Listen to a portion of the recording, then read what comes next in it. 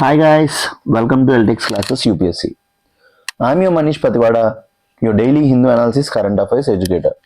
Hope you all guys are doing good and okay. ఇవాళ Hindu analysis live రాకపోవడానికి కారణం ఏంటంటే మన చక్రీ సార్ ఎవరైతే ఉన్నారో అతను ఆర్ట్ అండ్ కల్చర్ డీల్ చేస్తున్నారు మన ఇన్స్టిట్యూట్లో. ఈ has ask for another extra class అనమాట. సో మధ్యాహ్నం నా క్లాస్ ఉండడం, ఈవినింగ్ నా క్లాస్ ఉండడం వల్ల మార్నింగ్ క్లాస్ స్లాట్ ఖాళీ లేకపోవడం, ఒక క్లాస్కే ఖాళీ ఉండడం వల్ల మన హిందూ అనాలిసిస్ సెక్షన్ కూడా అతనికి ఇచ్చేసామన్నమాట. సో నేను ఇంటి నుంచి రికార్డ్ చేస్తున్నాను. So I hope every one will adjust with this adjustment. So రేపు ఒక్కరోజు మనకి లైవ్ ఉంటుంది, ఎల్లుండి నుంచి ఇంకా రికార్డెడ్ వర్షన్కి వచ్చేస్తున్నాం. So I request each and every one to get use to this recorded version. We're trying. నేను సురేష్ సార్ ఎట్లా ఎడిటోరియల్కి వస్తారో లైవ్, అట్లాంటి లైవ్ రావడానికి నేను ట్రై చేస్తాను. సో ఇఫ్ పాసిబుల్ మనతో కరెక్ట్గా సెట్ అయితే అది కూడా జరగవచ్చు. So let's wait for the best అనమాట. నేను అంతా సెట్ చేయడానికి ట్రై చేస్తున్నాను so that you guys can interact with me in the live also. So అది కూడా జరుగుతుంది. So before going to our analysis, fabulous February offer మీ అందరికీ తెలిసిందే. డిసెంబర్లో ఆఫర్ ఇచ్చాం, జనవరిలో ఆఫర్ ఇచ్చాం. డిసెంబర్లో ప్రైజెస్ రైజ్ అవ్వకముందు ఆఫర్ ఉండింది, జనవరిలో ప్రైజెస్ రైజ్ అయిన తర్వాత రెండు సార్లు కూడా 20% ఆఫర్ ఇచ్చాం. Mainly to help the students who are poor. మెయిన్గా చాలా మందికి లో కాస్ట్కి మనం సర్వీసెస్ ప్రొవైడ్ చేయాలనే ఉద్దేశంతో మనం వెరీ లో కాస్ట్కి మనం కోర్సెస్ని డెలివర్ చేసాం అనమాట. సో చాలా మంది స్టూడెంట్స్ రిక్వెస్ట్ చేశారు, సార్కి ఫోన్ చేసి, sir we want another offer, మా పేరెంట్స్ మాకు మనీ ఇప్పుడు ఇచ్చారు, మేము కడదాం అనుకుంటున్నాం, మాకు ఫిబ్రవరి మంత్ ఒక టైమే ఉందంటే we have chosen fabulous February offer అనమాట. We have chosen to give this 20% offer another 1 month. దీనికి ఇంకొక నేమ్ పెట్టాం, we have called it fabulous 20% offer. Same ఏదైతే 20% ఆఫర్ అన్ని కోర్సెస్ మీద దొరికిందో, 49 రూపీస్ కోర్స్ నుంచి 1 lakh రూపీస్ కోర్స్ వరకు ప్రతి కోర్స్ మీద మీకు ఫ్లాట్ 20% ఆఫర్ దొరుకుతుంది across all courses, on all courses across the app అనమాట. సో ఇలాంటి ఒక ఆపర్చునిటీ మళ్ళీ రాదు. So I request each and every one, so మీరు బేసిక్ 49 రూపీస్ కోర్స్ కొనుక్కోండి, ఎన్సీఆర్టీ కొనుక్కోండి, సబ్జెక్ట్ వైజ్ కోర్స్ కొనుక్కోండి, కంప్లీట్ ఇన్ఫినిటీ కోర్స్ కొనుక్కోండి, లేదా క్రాష్ కోర్స్ కొనుక్కోండి. అన్నిటి మీద కూడా 20% ఆఫర్ వస్తుంది. సో ఎలాంటి ఆపర్చునిటీస్ మళ్ళీ రావు. సో ఈ ఆఫర్ అనేది valid only till 28th February. 28th Februaryకి మన ఈ ఆఫర్ ఏదైతే ఉందో ఎండ్ అవుతుంది. So request each and every one, మీ అందరినీ కూడా రిక్వెస్ట్ చేస్తున్నాను to consider subscribing to LTX classes. ఎందుకంటే we will deliver the best classes. మేము బెస్ట్ క్లాసెస్ డెలివర్ చేస్తామని మేము ఫీల్ అవుతున్నాం అనమాట. So request each and every one to consider buying courses in LTX classes and though students who are paying EMI. So మీరు ఎవరెవరైతే EMI pay చేస్తున్నారో LTX క్లాసెస్లో మీ అందరికీ కూడా ఒక మంచి ఛాన్స్ ఉంది. మీ రిమైనింగ్ అమౌంట్ సమ్ మీద మీరు కనుక ఒకేసారి పేమెంట్ చేస్తే మీకు కూడా 20% ఆఫర్ ఇస్తాం. సో ఇలాంటి ఆఫర్ అనేది విన్ విన్ సిచ్యువేషన్. ఇన్స్టిట్యూట్కి హెల్ప్ అవుతుంది, మీకు హెల్ప్ అవుతుంది అనమాట. So I request each and every one to consider buying LTX classes. So download hour LTX classes app. ఈ కోర్సెస్ గురించి ఏ డౌట్స్ ఉన్నాయి, ఏంటి కాస్ట్ ఏంటి, ప్రతిదీ తెలుసుకోవాలన్నా కాంటాక్ట్ దిస్ నెంబర్ 7893899553. ఈ నెంబర్ కాంటాక్ట్ చేయండి, you'll get all the details. So Hindu news analysis 12th February. So ఇంకొక 2 daysలో Valentine's day 13th 14th. So ఎవరెవరికైతే గర్ల్ ఫ్రెండ్స్ ఉన్నారో, బాయ్ ఫ్రెండ్స్ ఉన్నారో, మీ అందరూ కూడా మీ ఒక పార్ట్నర్స్ని సర్ప్రైజ్ చేయడానికి రెడీ అవ్వండి. సో మాలాంటి సింగిల్ పీపుల్ ఎలానే ఉంటాం, అది వేరే విషయం.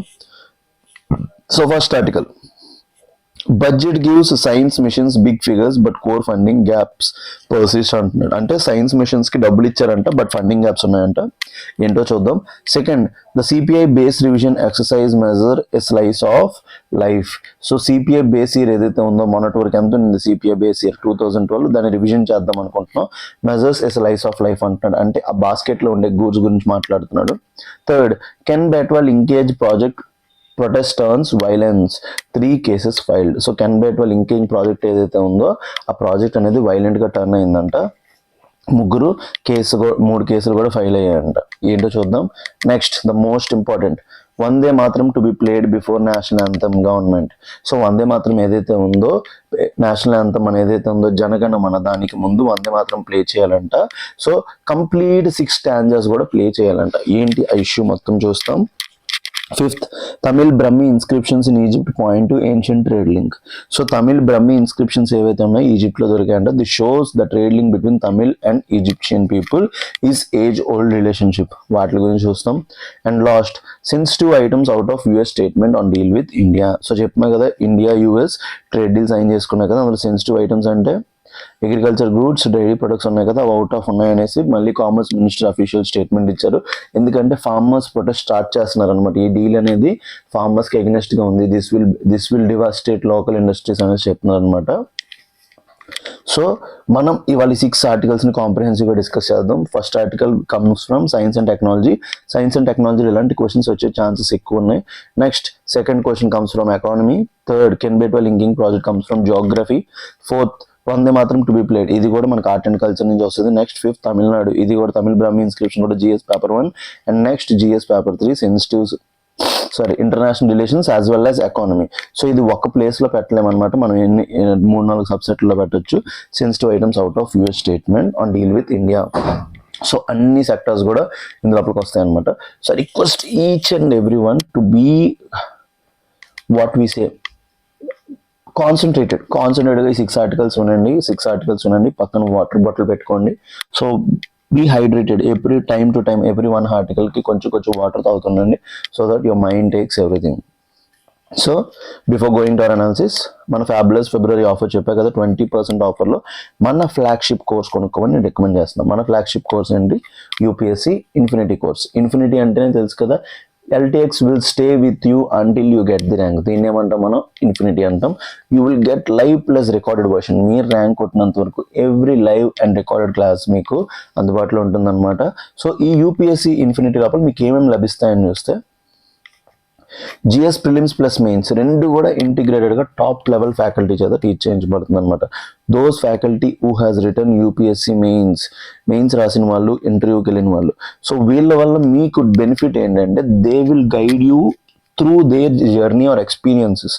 సో నార్మల్గా ఎగ్జామ్ రాయకుండా ఉండే స్టాండర్డ్ ఫ్యాకల్టీ కన్నా ఎగ్జామ్ రాస్తూ ఫీల్డ్లో ఉన్న ఫ్యాకల్టీ బెనిఫిట్ ఏంటంటే ఏ ఏరియా ప్రిలిమ్స్లో వస్తుంది, ఏ ఏరియా మెయిన్స్కి వస్తుందో దాని మీద ఫోకస్ చేస్తూ మనకి ఎగ్జామ్ పర్స్పెక్టివ్లో తీసుకెళ్తారు.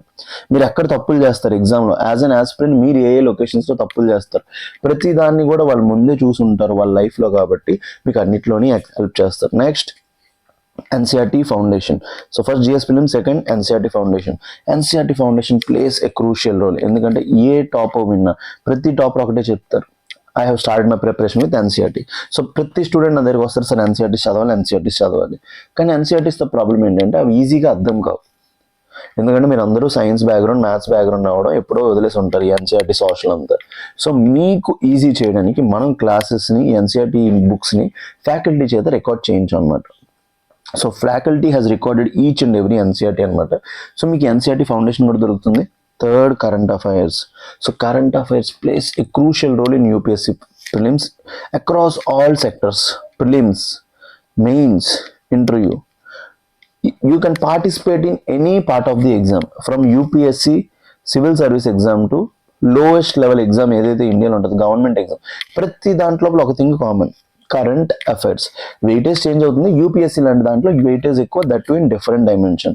అలాంటి కరెంట్ అఫైర్స్ అనేది మన LTX క్లాసెస్లో వాల్యూ ఎక్కువ ఇస్తాం. ఎవ్రీడే మార్నింగ్ హిందూ అనాలిసిస్ సైంటిఫిక్గా నేను మీకు ప్రొవైడ్ చేస్తున్నాను. ప్రెస్టీజియస్ హిందూ అనాలిసిస్ మీ మనీష్ సార్ మీకు ప్రొవైడ్ చేస్తున్నారు. నెక్స్ట్ PD365 కరెంట్ అఫైర్స్, రేపటితో నా పాలిటీ క్లాస్ అయిపోతున్నాయి. So we will start our PD365 classes.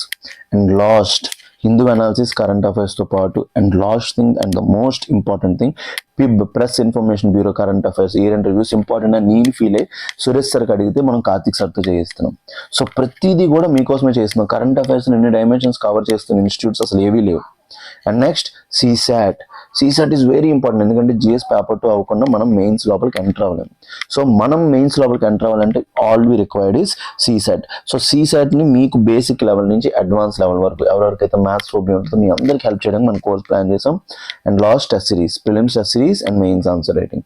Prelims test సిరీస్లో మన దగ్గర ఉండే బెనిఫిట్ ఏంటంటే మీకు సెక్షనల్ టెస్ట్లు అవుతాయి, ఫుల్ లెంత్ టెస్ట్ అవుతాయి. ఫుల్ లెంత్ టెస్ట్ ఉన్న బెనిఫిట్ ఏంటంటే faculty will explain the test series. So faculty ఎప్పుడైతే మీకు టెస్ట్ సిరీస్ ఎక్స్ప్లెయిన్ చేస్తారో మీకు చాలా అంటే చాలా హెల్ప్ అవుతుంది అనమాట. And last mains answer writing. మన దగ్గర మెయిన్స్ 365 ఆన్సర్ రైటింగ్ ప్రోగ్రామ్ ఉంటుంది.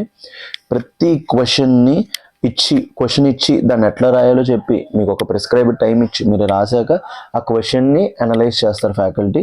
మీరు ఎక్కడ తప్పులు చేశారో చెప్తారు and they will give model answer. So ఇవన్నీ కూడా మీకు ఎల్టీఎక్స్ యూపీఎస్సీ ఇన్ఫినిటీలో దొరుకుతుంది. ఇవన్నీ కూడా మీకు ఎల్టీఎక్స్ యూపీఎస్సీ ఇన్ఫినిటీలో 80,000 రూపీస్కి దొరుకుతుంది అనమాట. ఇవన్నీ కూడా 80,000 రూపీస్కే. That too when you use fabulous 20% offer you'll get for around 64,000. ఇంకా ఎల్టీఎక్స్ క్లాసెస్లో తెలిసిందే కదా, అన్ని కోర్సెస్ కూడా మీకు లైఫ్ టైం వ్యాలిడిటీ వస్తాయి. ఇప్పుడు LTX classes into Telugu medium as well, Telugu మీడియంలో కూడా అందుబాటులో కలదు. సో ఈ ఆఫర్ ఏదైతే ఉంది 64,000 28 ఫిబ్రవరి ఎండ్ అవుతుంది. And hour offline campus is in Visakhapatnam. Air condition class rooms, digital boards అన్నీ కూడా ఉంటాయి. So you can visit our classes. మన క్లాసెస్ అనేవి మీరు విజిట్ అయితే you will feel the vibe. అక్కడ ఫ్యాకల్టీ ఎట్లా డీల్ చేస్తారు మనకి అన్నీ కూడా మీకు తెలుస్తాయి. So contact this number 7893899553. ఈ నెంబర్ కాంటాక్ట్ చేయండి. You will get all the details about the course. So download hour LTX classes app which is in the play store. Next ఈ ఫ్యాబులస్ ఫిబ్రవరి ఆఫర్లో ఏపీఎస్సీ గ్రూప్ 1 ఇన్ఫినిటీ. మొన్నే group 1 group 2 results వస్తే next notifications రాబోతున్నాయి June లోపల. So దానికి ముందే మనం syllabus complete చేసి ఉండాలి కాబట్టి మన ఏపీఎస్సీ గ్రూప్ 1 ఇన్ఫినిటీ లాంచ్ చేసాం. Live plus recorded complete syllabus coverage ఉంటుంది. NCERT foundation, test series, current affairs, mains answer writing. So fees 70,000, మీకు 20% ఆఫ్ యూస్ చేస్తే 56,000. తెలుగు మీడియంలో కూడా మన దగ్గర గ్రూప్ 1 అందుబాటులో కలదు. సో ప్రతి కోర్స్ మన తెలుగు మీడియంలో లాంచ్ చేసాం, that to with life time validity. So contact this number 7893899553. ఈ నెంబర్ కాంటాక్ట్ చేయండి. You will get all the details. So download hour app LTX classes and you will get to know about everything అనమాట. Next fabulous February ఆఫర్లో మన APSC group 2 infinity. So మొన్న group 2 notification కూడా end అయిపోయింది కాబట్టి అన్ని notifications రాబోతున్నాయి. AP as well as తెలంగాణలో రాబోతున్నాయి కాబట్టి సో మీకు లైవ్ ప్లస్ రికార్డెడ్ క్లాసెస్ దొరుకుతాయి. మనకి ఏపీఎస్సీ గ్రూప్ 2 ఇన్ఫినిటీలో classes, current affairs and test series మీకు అన్ని కూడా మీకు ప్రొవైడ్ చేయించడం జరుగుతుంది. Fees 35,000. Life time validity fees అంతా 35,000. When you get discount you will get for 28,000. Offline classes available in Vizag. So Telugu మీడియంలో కూడా అందుబాటులో కలదు మన ఏపీఎస్సీ గ్రూప్ 2 ఇన్ఫినిటీ కూడా. సో చాలా అంటే చాలా మంచి అవకాశం ఇది. Contact this number 7893899553. ఈ నెంబర్ కాంటాక్ట్ చేయండి. You will get all the details about the course. And last and most important thing APSC group 2 test series. So test series అనేది గ్రూప్ 2కి చాలా ఇంపార్టెంట్. నన్ను అడిగితే నేను క్లాసెస్ అయినా వినకుండా సబ్జెక్ట్ చదువుకుంటానేమో కానీ టెస్ట్ సిరీస్ అనేది చాలా ఇంపార్టెంట్. మనం ఏపీఎస్సీ గ్రూప్ 2కి ఫుల్ లెంత్ టెస్ట్లు కండక్ట్ చేయబోతున్నాం. ఎవ్రీ సండే ఒక టెస్ట్ ఉంటుంది. Paper explanation by UPSC faculty. మేము ఎక్స్ప్లెయిన్ చేస్తాం. ఎస్ఎన్టీ ఎన్వైర్న్మెంట్ నేను ఎక్స్ప్లెయిన్ చేస్తాను. సురేష్ సార్ ఎకానమీ ఎక్స్ప్లెయిన్ చేస్తారు. దీనికన్నా ఒక మంచి ఆపర్చునిటీ ఉందో. ఫీ అనేది 5,000 1 year వ్యాలిడిటీ. సో మీకు కంప్లీట్ లైఫ్ టైం వ్యాలిడిటీ కావాలన్నా ఉంది. బట్ మీకు టెస్ట్ సిరీస్ 1 year కావాలంటే 5,000. ఇలాంటి ఒక ఆపర్చునిటీ మళ్ళీ రాదు. టెస్ట్ సిరీస్ లోపల మీకు బేసిక్స్ కాన్సెప్ట్స్ కూడా కవర్ అయ్యేటట్టు చూస్తున్నాం. Available in English and Telugu medium as well. So contact this number 7893899553 are download hour LTX classes app. ఈ నెంబర్ కాంటాక్ట్ చేయండి. డెమో క్లాసెస్ తీసుకోండి. ఫ్యాకల్టీ ఎట్లా డీల్ చేస్తారో తెలుసుకోండి. సబ్జెక్ట్స్ అన్నీ వినండి. కంపేర్ చేసిన తర్వాతే కోర్స్ కొనుక్కోండి. I request each and every one to ask for demo classes. Demo classes విని నచ్చితేనే తీసుకోండి, లేకపోతే లేదు. So but my guarantees once you listen to LTX classes, ఒక్కసారి నా పాలిటీ క్లాసెస్ వినిన తర్వాత మీరు ఏ ఫ్యాకల్టీ క్లాసెస్ దగ్గరికి కూడా వెళ్ళరు. సో ఇండియాలో ఉన్న టాప్ ఫ్యాకల్టీ క్లాసెస్ దగ్గరికి కూడా వెళ్ళరు. ఎందుకంటే మీకు నచ్చిన లాంగ్వేజ్లో టాప్ కంటెంట్ నేను ప్రొవైడ్ చేస్తున్నానని నేను ఫీల్ అవుతున్నాను కాబట్టి. So APSC group 2 test series అనేది గేమ్ చేంజర్ అవబోతుంది. మన ఇన్స్టిట్యూట్ నుంచి UPSC faculty will explain. SNT environment మళ్ళీ చెప్తున్నాను, నేను డీల్ చేయబోతున్నాను and Suresh sir economy deal చేయబోతున్నారు. మా ఇద్దరం కలిపేసి ఈ టెస్ట్ సిరీస్ లోపల చిన్న రెవల్యూషన్ తీసుకొని వద్దాం అనుకుంటున్నాం. So I hope you all guys benefit from that revolution. Thank you very much. Now let's get started with our mains or articles analysis. Okay guys, let's get started with our mains articles. So first mains articles వచ్చేసి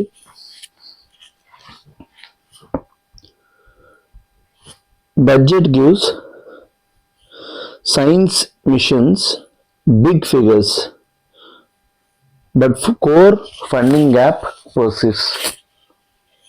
So, budget gives science missions big figures, but core funding gaps persist.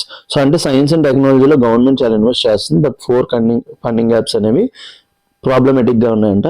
So ఇలాంటి questions అనేవి మీకు data oriented questions లేకపోతే analysing questions లోపల మీరు ఈ డేటాని use చేసుకోవడానికి చాలా అంటే చాలా హెల్ప్ అవుతుంది అనమాట.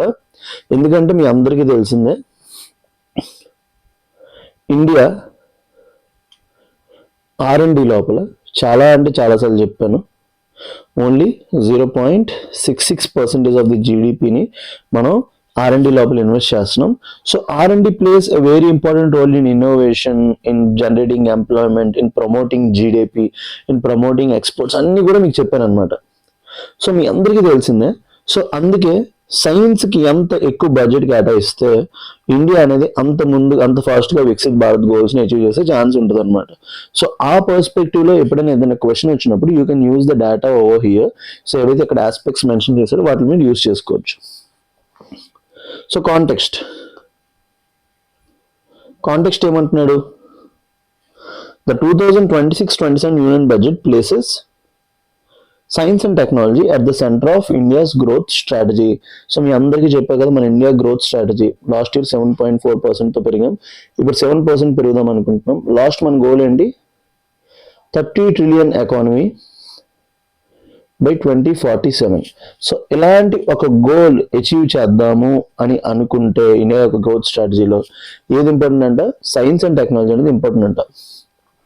ద గవర్నమెంట్ ప్రాజెక్ట్ సైన్సెస్ ఏంటి? ద గవర్నమెంట్ ప్రొజెక్ట్స్ సైన్స్ ఏంటి? ఏ డ్రైవర్ ఆఫ్ ఎకనామిక్ రెసిలియన్స్. ఎందుకంటే R&Dలో ఎక్కువ ఇన్వెస్ట్ చేస్తే పక్కాగా ప్రొడక్టివిటీ పెరుగుద్ది, అప్పుడు ఏమవుతుంది? ఎకనామిక్ సెల్ఫ్ రిలయన్స్ పెరుగుతుంది అనమాట, ఆత్మనిర్భర భారత్ పెరుగుద్ది. Next A pillar of strategic autonomy. అప్పుడు మనం వేరే కంట్రీస్ మీద డిపెండ్ అవ్వనవసరం లేదు for technological purpose.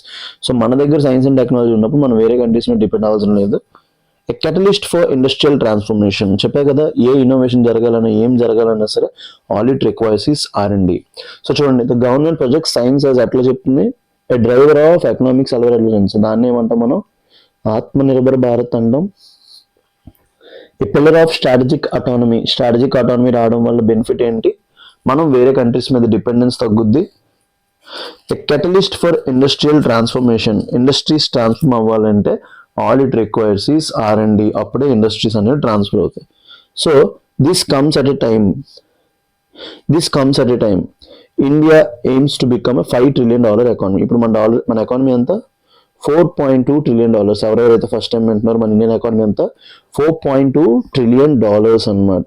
We are 4th largest economy in the world. So ఇప్పుడు మనం ఎంత అవుదాం అనుకుంటున్నాం? 2047కి అయితే 30. ప్రెసెంట్ ఇమీడియట్ గోల్ ఎంత? 5 trillion. Next global geopolitics is driven by semiconductor and biotech competition. ఇప్పుడు 282 సెక్టార్స్ లోపల జియో పాలిటిక్స్ మొత్తం ఉందన్నమాట. సెమీ కండక్టర్, ఇప్పుడు చైనా వెళ్ళి తైవాన్ క్లోజ్ చేస్తానన్నా సరే, జపాన్ అన్నీ కూడా దేనికోసం కొట్టుకుంటున్నాయి? Semiconductor and biotech competition. So మీరు రీసెంట్గా చూస్తే ఇండియా మలేషియా అగ్రిమెంట్ లోపల కూడా మెయిన్ ఫోకస్ సెమీ కండక్టర్ మీద ఉంది. Third, supply chain disruptions have exposed technological dependencies. So COVID-19 తర్వాత మెయిన్గా సప్లై చైన్ డిస్రప్షన్స్, మెయిన్గా US చైనా రిఫ్ట్ తర్వాత సప్లై చైన్ డిస్రప్షన్స్ అయ్యాక టెక్నాలజికల్ డిపెండెన్సీస్, ఒక కంట్రీ మీద ఇంకో కంట్రీ ఎంత దారుణంగా డిపెండ్ అవుతుంది అనేది ఎక్స్పోజ్ చేసింది అనమాట. అప్పటి వరకు అంతా బాగానే ఉండింది, మనం చైనా దగ్గర గూడ్స్ తెచ్చుకుంటాం, మనకు తెలియట్లేదు చైనా మనల్ని మెల్లగా అన్ని కంట్రీస్ని దోచుకుంటుందని. బట్ ఎప్పుడైతే కోవిడ్ వచ్చిందో, సో చైనా యొక్క రియాక్షన్స్ అన్ని చూసిన తర్వాత ఈ సప్లై చైన్ డిస్రప్షన్స్ అయ్యాక మనం ఆ కంట్రీస్ మీద ఎంత డిపెండ్ అయిపోయాం, హౌ మచ్ వల్నరబుల్ వీఆర్ అనేది తెలిసిందనమాట. Next, countries are increasing mission oriented R&D investments. ఇప్పుడు కంట్రీస్ అనేవి ఏంటి? Semiconductor mission 2.0. So mission oriented అనమాట, క్వాంటమ్ టెక్నాలజీ మిషన్, లేకపోతే సూపర్ కంప్యూటర్ మిషన్. సో ప్రతి దాంట్లో కూడా మనం ఏం ట్రై చేస్తున్నాం? మిషన్ ఓరియంటెడ్ R&D ఇన్వెస్ట్మెంట్స్ చేస్తున్నాం అనమాట. ఎందుకంటే మనకి మిషన్ ఓరియంటెడ్గా చేసినప్పుడు ఆ సెక్టర్ లోపల మనకి అచీవ్మెంట్స్ వచ్చే ఛాన్సెస్ ఉన్నాయి, ఆ రిజల్ట్స్ వచ్చే ఛాన్సెస్ ఉన్నాయి. అందుకోసం ఈ యూనియన్ బడ్జెట్ అనేది బాగా ఫోకస్ చేసింది.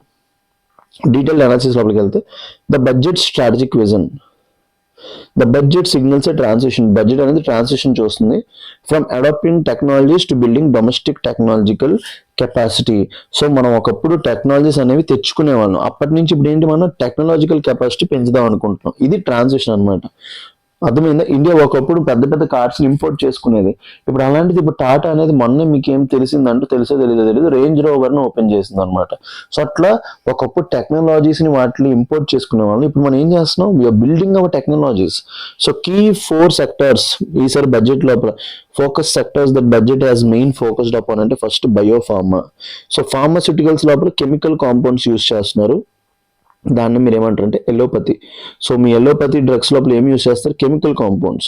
But plants and animal sources use చేసి డ్రగ్స్ తయారు చేస్తే వాటిని ఏమంటాం బయోఫార్మా. బయోఫార్మా లోపల ఎక్కువగా చేద్దాం అనుకుంటున్నాం. Next semi conductor. Semi conductors మీద ఫోకస్ చేద్దాం ఎందుకంటున్నాం, మన electronics, defence, you name it you have it. ప్రతి సెక్టర్, డ్రోన్స్ అన్ని కూడా దేని మీద డిపెండ్ అవుతున్నాయి, semi conductors. Third critical minerals. So critical minerals కోసం మన దగ్గర క్రిటికల్ మినరల్ మిషన్ ఉంది, 30 క్రిటికల్ మినరల్స్ ఉన్నాయి.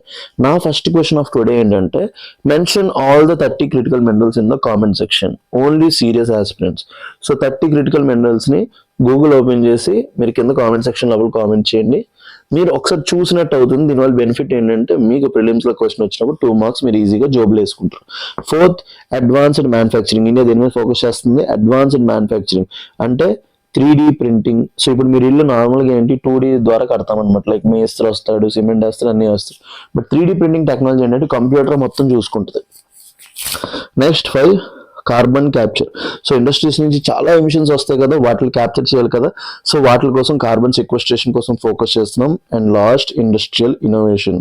సో ఈ సంవత్సరం టెక్నాలజీ పర్స్పెక్టివ్ లో గవర్నమెంట్ ఏ సెక్టర్స్ మీద ఫోకస్ చేసిందంటే, biopharma, semi conductors, critical minerals, advanced manufacturing, carbon capture and industrial innovation మీద బాగా ఫోకస్ చేసింది అనమాట. So this represents what a mission mode. మనం ఇప్పుడు కూడా కరెక్ట్ గా మిషన్ మోడ్ అనమాట. దేని మీద ఫోకస్ చేస్తున్నాం, state led industrial science strategy. So industries దేని మీద ఫోకస్ చేయాలనేది ఎవరు డిసైడ్ చేస్తున్నారు, స్టేట్ అంటే గవర్నమెంట్ డిసైడ్ చేస్తుంది. Similar to global models where governments actively steer strategic technologies.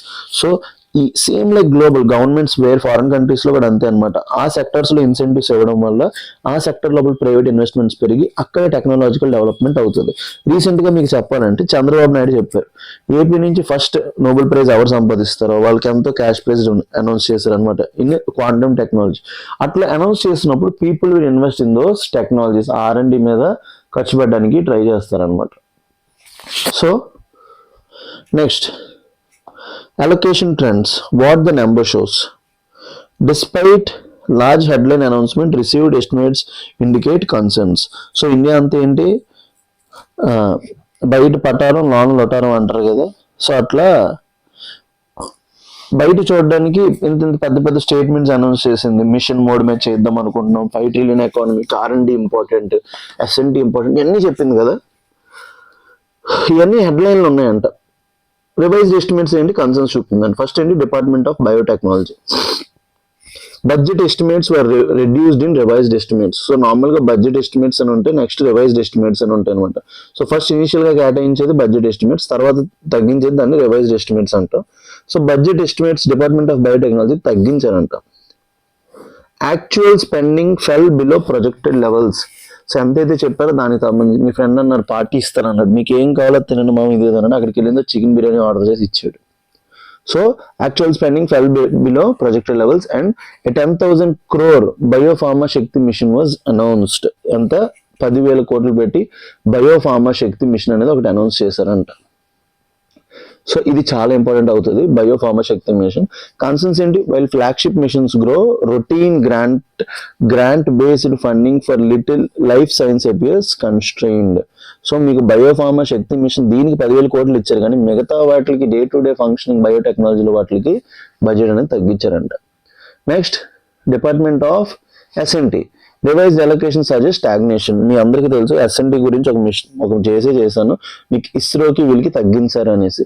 So revised allocation suggest stagnation. ఇక్కడ బడ్జెట్ పెరగట్లేదు.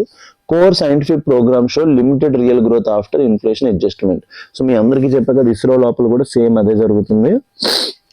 ఇన్ఫ్లేషన్ ఎఫెక్ట్తో చూసుకుంటే ఏదైతే ఇప్పుడు పెరిగిందో అమౌంట్, ఆ అమౌంట్ అనేది మ్యాచ్ అవ్వట్లేదు అనమాట, సేమ్ అంతే ఉంటుంది. Next, transition from science engineering research board to national research foundation. So the NRF ముందు ఏముండేది మనకి, science and engineering research board ఉండేది, సెర్బ్ ఉండేది. దాని నుంచి మనం దేనికి వచ్చాం, నేషనల్ రీసెర్చ్ ఫౌండేషన్. ఎందుకు చేసాం ఈ ఎన్ఆర్ఎఫ్, ఎందుకు తీసుకొచ్చారంటే ద నేషనల్ రీసెర్చ్ ఫౌండేషన్ ఎందుకు తీసుకొచ్చారు, provide long term stable research funding. So main గా నేషనల్ రీసెర్చ్ ఫౌండేషన్ దేనికి తీసుకొచ్చారు, లాంగ్ టర్మ్ గా స్టేబుల్ ఫండింగ్ ప్రొవైడ్ చేయడానికి. Second, integrate research across institutions, ప్రతి ఇన్స్టిట్యూషన్ లోపల జరిగే రీసెర్చ్ ఏదైతే ఉందో వాటిని ఇంటిగ్రేట్ చేయడానికి. And third, strengthen university based research, so main గా యూనివర్సిటీ బేస్డ్ రీసెర్చ్ ని స్ట్రెంగ్తన్ చేయడానికి. However, experts question whether funding flows will be smooth and predictable. ఏదైతే మీరు సైన్స్ అండ్ టెక్నాలజీ, మన science and engineering research board national research foundation తో పెట్టారో మెయిన్గా దేనికోసం, to provide long term and stable research funding కదా, నిజంగా స్మూత్ గా ప్రెడిక్టబుల్ గా ఫండింగ్ ఫ్లో అవుతుందా, వెదర్ ఎన్ఆర్ఎఫ్ అంటే national research foundation sufficient scale to transform the ecosystem.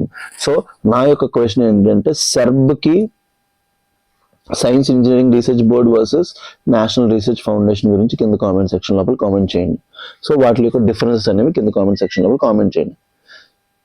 The structural issues, main issues ఏంటి మన ఇండియా లోపల, మెయిన్ ప్రాబ్లం ఏంటి, the structural issues announcement versus disbursement. ఏ మెయిన్ ప్రాబ్లం ఏంటి, announcements versus disbursement. Recurring pattern identified by researchers. ఏం చూస్తున్నారంటే researchers ఏం చూస్తున్నారంటే, large budget estimates. So first time నుంచి బాగా భారీగా బాహుబలి రేంజ్ లో బడ్జెట్ అనౌన్స్ చేస్తున్నారు. రెడ్యూస్ డివైస్ ఎస్టిమేట్స్, సో కంగువా లాగా తగ్గించేస్తున్నారు అనమాట. చెప్పడం ఏమంచి బాహుబలి లాంటి సినిమా తీస్తామంటారు, మరి ఫైనల్గా వచ్చేది ఏంటి, కంగువా అనమాట. సో లార్జ్ బడ్జెట్ ఎస్టిమేట్స్ చేస్తారు. Next, reduced revise estimates, delayed or partial disbursement, ఇస్తామన్న డబ్బులు స్లోగా ఇవ్వడం, లేకపోతే పార్షియల్ డిస్బర్స్మెంట్. ఇవన్నీ చూడండి, ఇవన్నీ చేయడం వల్ల ఎస్ఎన్డి సైన్స్ అండ్ టెక్నాలజీ మెయిన్గా ఆర్ఎండి డెవలప్ అవ్వదు. ఆర్ఎండి డెవలప్ అవ్వాలంటే you have to give continuous long term sustain investment, లేకపోతే వాళ్ళు ఏమీ చేయలేరు. Real term stagnation after inflation, మెయిన్గా ఈ పాయింట్ ని నేను ఇప్పుడు 10th టైం చూడడం ఈ న్యూస్ పేపర్ లోపల. సో మెయిన్గా ఇది నెక్స్ట్ ఇయర్ ప్రిలిమ్స్ లోపల కూడా ఏదో ఒక స్టేట్మెంట్ లోపల పడేయచ్చు. మెయిన్గా ఏంటి, అమౌంట్స్ పెరుగుతున్నా సరే ఇన్ఫ్లేషన్తో అడ్జస్ట్ అయిపోతున్నాయి అనమాట. సో అందుకే ఇక్కడ ఏమన్నా real term stagnation after inflation. So దీనికి ఒక ఎగ్జాంపుల్ మీకు చెప్పాలంటే మీకు బాగా అర్థమవుతుంది. చూడండి, నాకు మా ఫాదర్ 1 lakh ఇచ్చారు. ఇయర్ 1 lakh ఇచ్చారు. నెక్స్ట్ ఇయర్ మా ఫాదర్ మా చెల్లికి 1,20,000 ఇచ్చారు. మా చెల్లికి ఎంత ఇచ్చారు, 1,20,000 ఇచ్చారు. నాకు 1 lakh ఇచ్చారు. ఈ ఇయర్ 1 lakh నాకు ఒక స్కూటీ వచ్చింది, యాక్సిస్ స్కూటీ. మా చెల్లికి నెక్స్ట్ ఇయర్ 1,20,000 ఇచ్చారు. మా చెల్లి ఏంటి, అన్నయ్య కన్నా నాకు 20,000 ఎక్స్ట్రా ఇచ్చారు అనుకుని వెళ్ళింది. అది స్కూటీ కొనుక్కోగా నాకు అన్నయ్యకి 1 lakh అయింది కదా స్కూటీ, నాకు ఎక్స్ట్రా ఎంత మిగులుతుంది అనుకుంది 20,000. బట్ స్కూటీ షాప్కి వెళ్తే ఏం చెప్పారంటే, మ్యామ్ ఈ సంవత్సరం నుంచి స్కూటీ 20,000, 1,20,000 అన్నారు. అంటే ఇన్ఫ్లేషన్ ఎంత ఇంక్రీజ్ చేసింది, ఆ స్కూటీ ప్రైస్ 20,000. నాకు ఎంతకు వచ్చింది స్కూటీ 1,00,000, మా చెల్లికి ఎంతకు వచ్చింది 1,20,000. సో దీన్ని బట్టి ఏంటి, ఎక్స్ట్రా 20,000 ఏదైతే ఉందో దేని వల్ల కాజ్ అయింది, ఇన్ఫ్లేషన్. సో మా నాన్న ఇచ్చిన 20,000కి వాల్యూ లేదు. సో అదే చెప్తున్నాడు అనమాట, ఏదైతే ఇప్పుడు నెంబర్స్ ఇంక్రీజ్ చూపిస్తున్నారో బడ్జెట్ అదంతా కూడా స్టాగ్నేటెడ్ గా ఉంది ఇన్ఫ్లేషన్. దీనివల్ల ఏం క్రియేట్ అవుతుంది, రెడ్యూస్డ్ ఎస్టిమేట్స్ తగ్గించడం, పార్షియల్ డిస్బర్స్మెంట్, లేకపోతే ఇన్ఫ్లేషన్ లోపల పేమెంట్స్ తగ్గడం వల్ల ఏమవుతుంది, this creates planning uncertainty. So ఎవరైనా రీసెర్చ్ ఏదైనా చేద్దాం అన్నా సరే వాళ్ళు ఫస్ట్ ప్లానింగ్ కి అన్సర్టనిటీ వస్తుంది. Next, interrupted research projects. So research projects ఏవైతే అన్ని కూడా ఇంటరప్ట్ అయిపోతాయి. థర్డ్, వీక్ ఇన్స్టిట్యూషనల్ మొరైల్, ఏదైనా చేద్దామన్నా సరే మొరైల్ కావాలి కదా, వాళ్ళకి మొరైల్ ఉండదు. And administrative inefficiencies. సో ఇది చెప్పా కదా, ఈ పాయింట్స్ మీదే డిస్కస్ చేసాం, కింద ఇక్కడ రాశాడు అంతే. సో దీనివల్ల ఏం క్రియేట్ అవుతుంది, first planning uncertainty. So must ఏది కూడా ప్లాన్ కరెక్ట్గా చేయలేమన్నమాట. డబ్బులు ఉండాలి కదా, డబ్బులు కరెక్ట్గా లేనప్పుడు ఎవరు కూడా ప్లాన్ చేయలేము. ఫస్ట్ ఏం క్రియేట్ అవుతుంది, planning uncertainty. Next, interrupted research projects interrupt అయిపోతే. Third, weak institutional morale. And fourth, administrative inefficiencies. Thus the concern is not about policy ambition, it is about implementation reliability. So the concern అనేది దేనికోసం, ambition కోసం కాదు, దాన్ని కరెక్ట్గా implement చేయాలి. Implement చేయాలంటే ఏంటి, సస్టైన్డ్ ఫినాన్స్ ఇవన్నీ కూడా ఇవ్వాలి. So mission mode pushed. So ఇప్పుడు ఏంటి అన్నీ కూడా ఫోకస్ ఏరియాస్ చెప్పాం మనం, క్రిటికల్ మినరల్స్, సెమీ కండక్టర్స్, బయోఫార్మ్ ఇవన్నీ కూడా చూసాం కదా. దీన్ని ఏమంటాం, మిషన్ మోడ్ పుష్ అంటున్నాం. Strengths and limitation. Mission mode push వల్ల స్ట్రెంగ్స్ ఏంటి, align sense with national economic priorities. ఇప్పుడు కంట్రీ ఒక దాని మీద ఫోకస్ చేద్దాం అనుకుంటే సెమీ కండక్టర్స్ మీద, ఇది హెల్ప్ అవుతుంది అనమాట. So aligns science with national economic priorities, good. Builds domestic value chain, దీనివల్ల వాల్యూ చైన్స్ క్రియేట్ అవుతాయి. Encourage scale driven industrial growth. So దీనివల్ల ఇండస్ట్రియల్ గ్రోత్ అనేది బాగా పెరుగుతుంది. And supports self reliance in critical technologies. So ఇప్పుడు semi conductors మీద బాగా focus చేసామంటే సెల్ఫ్ రిలయన్స్ పెరుగుతుంది ఆ క్రిటికల్ టెక్నాలజీ మీద. సో అదే చెప్తున్నట్టు, align science with national economic priorities అవుతాయి. బిల్డ్స్ డొమెస్టిక్ వాల్యూ చైన్ అవుద్ది. Encourage scale driven industrial growth and support self reliance in critical technologies. Then what are the limitations? Risk of crowding out fundamental research. So మెయిన్గా ఆ mission mode మీద ఖర్చు పెడితే మిగతా వాటి మీద ఖర్చు పెట్టరు అనమాట. Risk out crowding out fundamental research, మొత్తం డబ్బులు తీసుకొచ్చి ఇక్కడ పెడతారు. Focus on downstream applications over upstream applications. మెయిన్గా అప్లికేషన్ ఓరియంటెడ్గా ఉంటారు తప్ప కొత్త టెక్నాలజీస్ బిల్డ్ చేయడానికి ఇష్టపడరు. Third, uneven institutional strengthening. So only కొన్ని సెక్టర్స్ డెవలప్ అవుతే మిగతా అవ్వు అనమాట. So mission heavy models require strong basic science foundations to sustain innovation cycles. So mission heavy model sustain అవ్వాలి సరే ఏం కావాలి, స్ట్రాంగ్ హెవీ ఫౌండేషన్. సో అందుకే యూపీఎస్సీ ప్రిపరేషన్ వల్ల మనకు అందరికి ఏం కావాలి, బేసిక్ సైన్స్ ఫౌండేషన్స్ కావాలి. అప్పుడు ఎలాంటి కొత్త కరెంట్ అఫైర్ వచ్చినా, ఎలాంటి కొత్త టెక్నాలజీ వచ్చినా మీకు ఈజీగా అర్థమైపోతుంది. మీకు బేసిక్స్ కరెక్ట్గా లేవనుకోండి, మీకు ఎంత వచ్చినా సరే waste. India's R&D investment gap. మన R&D లోపల ప్రాబ్లమ్స్ ఉన్నాయి. India's గ్రాట్ expenditure on R&D remains around ఎంత, 0.66% అని చెప్పాం. This is less than significantly lower దాన్ యూఎస్లో ఎంత ఉంది, 3%. చైనాలో ఎంత, 2.5%. సో యూఎస్ లోపల ఎంత ఖర్చు పెడుతున్నారు, 3%. చైనా లోపల ఎంత, 2.4%. South Korea 4%. మీరు అనుకుంటారు ఇండియా అనేది 0.6%, యూఎస్ 3%, చైనా 2.4%. చూడడానికి ఇక్కడ 2% తేడా ఉన్నట్టుంది. But India GDP 4.2 trillion. But US and China యొక్క జీడిపి 20 ట్రిలియన్స్. వాళ్ళ ఎకానమీ 20 ట్రిలియన్స్ లో 3%, 2.4% పెడుతున్నారు. మనం 4.2 ట్రిలియన్ లో ఓన్లీ 0.6 పెడుతున్నాం. అంటే యాక్చువల్ టర్మ్స్ లో India is investing way less than those countries.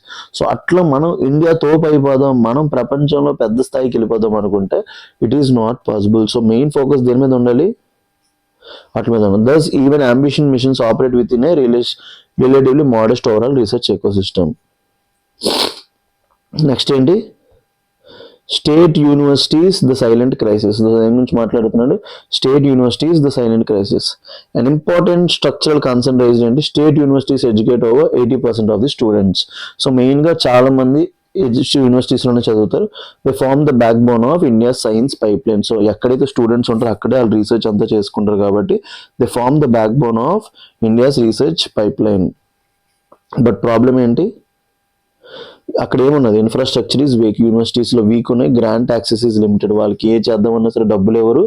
And core funding ఈ స్టాగ్నెంట్. సో ఎవరెవరైతే బీటెక్స్ చేసి ఉంటారో మీ అందరికీ తెలిసే ఉంటారు, మీ యూనివర్సిటీస్లో మంచి ల్యాబ్సే ఉండవు. So infrastructure is weak. మీరు ఏమైనా ఒక ప్రాజెక్ట్ చేద్దామంటే డబ్బులు ఇవ్వవు. Grant access is limited and core funding ఈ stagnant. Well allied institutions and missions receive attention, the foundation layer remains the under supported. అంటే ఐఐటీస్, ఎయిమ్స్ వీటిల్లో బాగుంటుంది, కానీ అవి ఎన్ని ఉన్నాయి, you can count in numbers. But అన్ని ఇన్స్టిట్యూషన్స్లో అట్లా ప్రొవైడ్ చేయగలిగితే అవుతుంది అనమాట. This creates top heavy scientific system. So దీనివల్ల ఏమవుతుందంటే ఓన్లీ ఆ ఇన్స్టిట్యూషన్స్ మీద డిపెండ్ అవుతాం అనమాట. So the globally fashionable script critic. Some experts argue that budget reflects trend driven strategic sectors. So మన బడ్జెట్ అనేది ఏంటంటే ట్రెండ్ డ్రివెన్. ఇప్పుడు ఏదైతే ట్రెండ్ ఉందో దాన్ని బట్టి హై విజిబిలిటీ అనౌన్స్మెంట్స్, కంటికి బాగా కనిపించేవి అనౌన్స్మెంట్ చేస్తున్నాం. Industrial mission branding. However sustainable scientific ఎకోసిస్టమ్కి ఏం కావాలంట, లాంగ్ టర్మ్ ఇన్స్టిట్యూషనల్ గ్రాంట్స్. ఎప్పుడైనా కానీ సైన్స్లో గుర్తుపెట్టుకోండి, you have to give long term funding. Investigated driven research funding. మెయిన్గా వాళ్ళకు ఉండాలి అకాడమిక్ అటానమీ. సైన్స్లో చేస్తున్నప్పుడు వాళ్ళని ఎవరు కంట్రోల్ చేయకూడదు, వాళ్ళకంటూ అటానమీ ఇవ్వాలి. Reliable annual allocations, revised estimates ద్వారా తగ్గించకూడదు.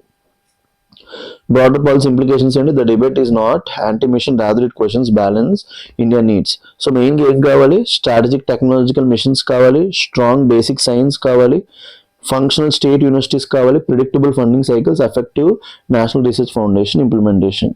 సో ఇండియాకి ఏం కావాలి ప్రజెంట్ అంటే స్ట్రాటజిక్ టెక్నాలజికల్ మిషన్స్ కావాలి. మన ఇండియా అనేది ఇప్పుడు సెమీ కండక్టర్స్, క్రిటికల్ మినరల్స్ మీద dependent. Second, strong basic science, ఎందుకంటే ఈ ఇన్నోవేషన్ సస్టైన్ చేయాలంటే మనకి స్ట్రాంగ్ బేసిక్ సైన్స్ ఉండాలి. థర్డ్, స్టేట్ యూనివర్సిటీస్ని ఫంక్షనల్ చేయాలి, ఎందుకంటే 80% ఆఫ్ ది స్టూడెంట్స్ ఎక్కడి నుంచి గ్రాడ్యుయేట్ అవుతారంట, state universities. Fourth, predictable funding cycles, every year ఎంత డబ్బులు ఇస్తారో అంత చెప్పాలి. Effective NRF implementation, national research foundation implementation చెప్పాలి. So without strengthening the research base, mission mode schemes risk becoming a isolated pocket of excellence rather than systematic transformation tools. So దీనివల్ల ఏమైపోతే only top isolated IITs AIIMS లోనే innovation జరుగుతుంది, ఎక్కడ కూడా జరగదు. Conclusion, ambition versus stability. Budget clearly signals ఏంటి, political will. ఈ budget ద్వారా బయోఫార్మల్ ఇన్వెస్ట్ చేస్తామన్నా, సెమీ కండక్టర్స్ చేస్తామని ఏం చెప్తుంది, పొలిటికల్ విల్ చూపిస్తుంది. Strategic focus on emerging technologies చూపిస్తుంది, industrial scale ambition. But however the test realising దేని మీద రిలీజ్ అవుతుంది, టైమ్లీ డిస్బర్స్మెంట్, డబ్బులు టైమ్లీ ఇవ్వాలి. రియల్ టర్మ్ గ్రోత్ ఫండింగ్, డబ్బులు కంటిన్యూస్గా ఇస్తూ ఉండాలి. స్ట్రెంథనింగ్ ఫౌండేషనల్ సైన్స్, సో మెయిన్గా బేసిక్స్ లెవెల్ చేయాలి. Supporting universities beyond allied centres, only AIIMS IITs మీద డిపెండ్ అవ్వకుండా అన్ని యూనివర్సిటీస్, స్టేట్ యూనివర్సిటీస్ నుంచి కూడా రావాలి. So I request each and every one, ఈ ఆర్టికల్ ఎంత బాగుందో చూడండి. మీకు సైన్స్ అండ్ టెక్నాలజీ లోపల అన్నీ కూడా కవర్ అయిపోయినాయి. సో మీ సొల్యూషన్ లోపల ఏముండాలి, స్ట్రాటజిక్ టెక్నాలజికల్ మిషన్స్ కావాలి, స్ట్రాంగ్ బేసిక్ ఫౌండేషన్స్ కావాలి, functional state universities, predictable funding cycles and effective national research foundation implementation. So ఇలాంటి మంచి బ్యూటిఫుల్ ఆర్టికల్స్ అనేవి చాలా తక్కువ సార్లు వస్తాయి, వచ్చినప్పుడు యూజ్ చేసుకోవాలి. The recent union budget has allocated large sums for strategic science missions such as biopharma and semiconductors అంటున్నాడు. However, concerns persist regarding stagnation in core research funding, critically examined. So positives ఉన్నాయి, negatives ఉన్నాయి. So ఈ negatives base చేసుకొని మీ way forward provide చేసి కన్క్లూజన్తో end చేస్తే మీకన్నా best answer ఎవరు provide చేయరు. మీ దగ్గర డేటా ఉంది, అంతా ఉంది. So request each and every one మీ అందరినీ కూడా రిక్వెస్ట్ చేస్తున్నాను to try to make a model answer for this question. ఈ క్వశ్చన్ అనేది నెక్స్ట్ ఇయర్ మెయిన్స్లో వచ్చిన ఆశ్చర్యపోవడం అవసరం లేదు. Next, the CPI base revision exercise measures a slice of life. So దేని గురించి మాట్లాడుతున్నాడు, CPI base revision exercise measures a slice of life అంట. సో ఇక్కడ ఒక విషయం గురించి మాట్లాడు, ఏమన్నాడు,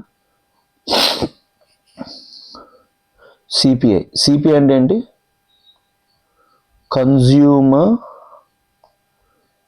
price index. So basically index అంటే ఏంటి, ఇది ఒక mathematical tool, measures change in a variable. So ఇక్కడ ఏ వేరియబుల్ లోపల మనం మెజర్ చేస్తున్నాం, కన్జ్యూమర్ ప్రైస్. సో దీన్ని మెజర్ ఆఫ్ ఇన్ఫ్లేషన్ అంటాం అనమాట. ఎకానమీ లోపల ప్రైజెస్ ఎంత పెరుగుతున్నాయి ఎంత తగ్గుతున్నాయి అని చూసేదే కన్జ్యూమర్ ప్రైస్ ఇండెక్స్. దీన్ని యూజ్ చేసుకునే ఆర్బీఐ తన యొక్క పాలసీని డిసైడ్ చేస్తుంది అనమాట. So CPI is very important. So CPI యొక్క బేస్ ఇయర్ అనేది 2012లో మనం పెట్టాం అనమాట. బేస్ ఇయర్ 2012 నుంచి క్యాలిక్యులేట్ చేస్తున్నాం. It includes goods and services. CPI లోపల గూడ్స్ అండ్ సర్వీసెస్ రెండింటిని ఇంక్లూడ్ చేస్తాం. బేస్ ఇయర్ అంతా 2012. సో ఇది కన్జ్యూమర్ లెవెల్ అంటే రిటైల్ లెవెల్లో ప్రైస్ చేంజ్ ని మెజర్ చేస్తుంది అనమాట. సో ఇప్పుడు ఆర్టికల్ దేనికోసం, the CPI base year revision exercise measures a slice of life అనమాట. సో ప్రెసెంట్ ఇది బేస్ ఇయర్ చేంజ్ చేద్దాం అనుకుంటున్నాం కదా, సో దాని గురించి చూడబోతున్నాం. So let's discuss the article. Context. Why CPI revision matters now? Inflation directly impacts household budget. So ఇందాక చెప్పా కదా, ఇన్ఫ్లేషన్ వల్ల మెయిన్ థింగ్ ఏంటంటే, ఇన్ఫ్లేషన్ అంటే ఏంటి మీకు సింపుల్గా చెప్పేస్తున్నా చూడండి. Inflation is rise in price level. Inflation is rise in price level. Inflation is rise in price level. ప్రైజెస్ని పెరిగితే దాన్ని ఏమంటాం మనం, ఇన్ఫ్లేషన్ అంటాం. సో ఇన్ఫ్లేషన్ వల్ల ఏమవుతుందంటే, purchasing power of rupee will reduce. Purchasing power of rupee ఏమవుతుంది, reduce అవుతుంది. పర్చేసింగ్ పవర్ ఆఫ్ రూపీ తగ్గినప్పుడు మీకు యాక్సెస్ టు గూడ్స్ అనేది తగ్గుతాయి అనమాట. సో అందుకే చెప్పినట్టు చూడండి, inflation directly impacts household budgets, welfare schemes, RBI's monetary policy. చెప్పా కదా, ఇన్ఫ్లేషన్ పెరిగిపోతే ఆర్బీఐ టైట్ మానిటరీ పాలసీ చేస్తుంది, మనకి ఎక్కువ రేట్ ఆఫ్ ఇంట్రెస్ట్ లోన్స్ దొరుకుతాయి. And wages revision. So the consumer price index so the consumer price index is India's official measure of retail inflation. చెప్పే కదా RBI ఈ ప్రెసెంట్ దేన్ని use చేస్తుందంటే consumer price ఇండెక్స్ని యూస్ చేస్తుంది, tracking price changes in goods and services consumed by house holds. So house holds ఎవరైతే ఉన్నారో వాళ్ళ యొక్క గూడ్స్ అండ్ సర్వీసెస్ వాళ్ళు కన్స్యూమ్ చేసే ప్రైజెస్ని ఇదే ట్రాక్ చేస్తుంది. So India is revising the CPI base year from 2011 to 24. India తన యొక్క బేస్ ఇయర్ని ఎప్పటి నుంచి ఎప్పటికి రివైజ్ చేద్దాం అనుకుంటుంది, ముందు ఎప్పుడు చెప్పాను 2012, అది ఇప్పుడు ఎప్పటికి రిప్లై చేద్దాం అనుకుంటుంది 2024. ఇంకా చెప్పడం మర్చిపోయాను, సిపిఐని మెజర్ చేసేది MOSPI, ministry of statistics and programme implementation, దాని కింద ఉన్న NSO. So NSO will release CPI so every time. So చూద్దాం అనుకో ఎంతకు మార్చేద్దాం అనుకుంటున్నాం బేస్ ఇయర్ని, ముందు ఎంత ఉంది 2012, దాని నుంచి 2024. దేన్ని రిఫ్లెక్ట్ చేయడానికి, to reflect changes in consumption pattern. మెయిన్గా అప్పుడు కన్జ్యూమ్ చేసే గూడ్స్ వేరు, ఇప్పుడు కన్జ్యూమ్ చేసే గూడ్స్ వేరు. అర్బనైజేషన్, సో మీ అందరికీ చెప్తున్నాం 2030కి 40% of the people will be in urban areas. So digital transactions ప్రతి ఒక్కరు కూడా ఇప్పుడు ఫోన్పే యూస్ చేస్తున్నారు. ఇప్పుడు మీరు చిన్న చిన్న కూరగాయల షాపులకు వెళ్ళినా సరే PhonePe. And growing service economy, India లోపల సర్వీస్ ఎకానమీ ఇంకా బాగా పెరుగుతుంది. This update ensures inflation measurements aligns with present day economic realities. So 2012లో ఉన్న గూడ్స్ అండ్ సర్వీసెస్ వేరు, ఇప్పుడున్న గూడ్స్ అండ్ సర్వీసెస్ వేరు. సో ఆ రియాలిటీ లోపలికి రావడానికి మనం సిపిఐ బేసిని రివైజ్ చేద్దాం అనుకుంటున్నాం. So what is CPI and why it is important? So the consumer price index ఏంటి, measures price change of a fixed basket of goods and services. మీకు చెప్పే కదా ఇండెక్స్ నెంబర్ అంటే ఏంటి, it is a mathematical tool that measures change in a variable. Variable ఏంటి, measures changes of fixed basket of goods and services. So ఇందులోపల ఏముంటాయి, assigns weights to items based on household consumption pattern.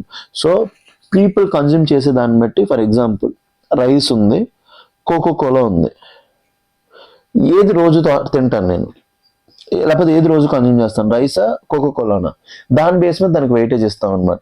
So assigns weight to items based on household consumption, reflects cost of living changes for households. So మెయిన్గా inflation వల్ల ఏం చెప్పాను, purchasing power impact అవుతుంది. So దీన్ని ఎవరెవరు use చేస్తారు, it is used for RBI inflation targeting. చెప్పే కదా ఆర్బీఐ యొక్క హెడ్లైన్ ఇన్ఫ్లేషన్ యూజ్ చేసి తన యొక్క రెపో రేట్ ఏదైతే ఉంటుందో అన్నీ కూడా ఇన్ఫ్లేషన్ టార్గెట్ చేసుకుంటుంది అనమాట. ఆర్బీఐ ఇన్ఫ్లేషన్ టార్గెటింగ్ ఎంత 4 ± 2%. ఆర్బీఐ ఇన్ఫ్లేషన్ ఈ బ్యాండ్లో మెయింటైన్ చేయాలి. సో దానికి తను యూజ్ చేసుకునేది ఏంటి, CPI. Next dearness allowance. So government ఎంప్లాయీస్కి ఇన్ఫ్లేషన్ అడ్జస్ట్ చేసి వాళ్ళ శాలరీస్కి ఇస్తారనమాట. సో వాళ్ళకి ఇచ్చేదాన్ని ఏమంటాం అంటే డిఏ అంటాం, డియర్నెస్ అలవెన్స్ అంటాం, వాటి రివిజన్ కోసం. ఇంకా third social sector scheme indexation. So social sector scheme అంటే ఇప్పుడు పిఎం కిసాన్ ఉంది, పిఎం కిసాన్లో 6,000 ఇస్తున్నారు. సో ఇప్పుడు ఈ 6,000ని రివైజ్ చేస్తారు ఇన్ఫ్లేషన్కి, దాన్ని ఏమంటాం social sector scheme indexation. So indexation అంటే ఏంటి, ప్రెసెంట్ ఇన్ఫ్లేషన్ తగ్గట్టు ఆ ఇండెక్స్ని చేంజ్ చేస్తాం అనమాట, దాన్నే ఇండెక్సేషన్ అంటాం అనమాట. ఆ టర్మ్ చాలా చాలా important. And last policy decisions, government యొక్క పాలసీ డెసిషన్స్లో ఇది చాలా ఇంపార్టెంట్ రోల్ ప్లే చేస్తుంది. The CPI is not just a number, it influences both macroeconomic policy and everyday life. So policy నుంచి everyday life వరకు ఇంప్రూవ్ చేస్తుంది. Why was revision needed? ముందు CPI last base year అంతా 2012.